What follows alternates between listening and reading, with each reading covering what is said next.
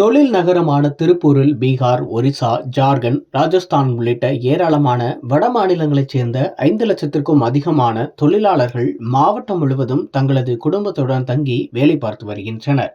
கடந்த காலங்களில் இவர்களின் குறிக்கோள் வேலை செய்வது, பணம் சம்பாதிப்பது, அதை ஊருக்கு கொண்டு செல்வது என்று மட்டுமே இருந்து வந்தது.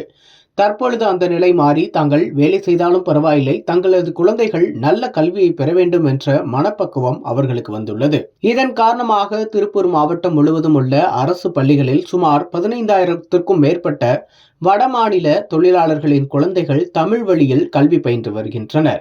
குறிப்பாக அரசு பள்ளிகளில் சேர்ப்பவர்களின் எண்ணிக்கையானது கடந்த 2 ஆண்டுகளில் மட்டும் 10% மேல் அதிகரித்துள்ளது. பெரும்பாலான தொழிலாளர்கள் 10 முதல் 20 ஆண்டுகள் வரை இங்கேயே தங்கியிருந்து பணிபுரிவதால் அவர்களின் குழந்தைகள் தமிழை நன்றாக கற்று தமிழ் பேச வேண்டும் என்று அரசு பள்ளிகளில் சேர்த்து விடுகின்றனர்.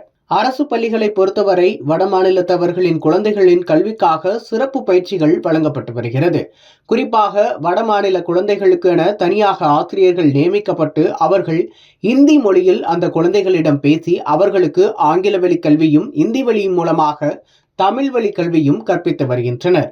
முதலில் எழுத்து வடிவம், பின்னர் கதை வடிவிலான பாடங்கள் என சிறுக சிறுக அவர்களுக்கு தமிழை புரிய வைத்து அதன் பிறகு தமிழ் வழி கல்வியை பயில வைப்பதாகவும், ஆரம்ப காலங்களில் தமிழ் மொழி கற்க சிரமப்பட்டாலும் போக போக மிக எளிதாக தமிழ் வழி கல்வியை வடமாநில குழந்தைகள் சிறப்பாக கற்று தேர்ந்து வருவதாகவும், தமிழில் எழுதவும் படிக்கவும் நன்கு பழகிவிட்டதாகவும் ஆசிரியர்கள் தெரிவிக்கின்றனர்.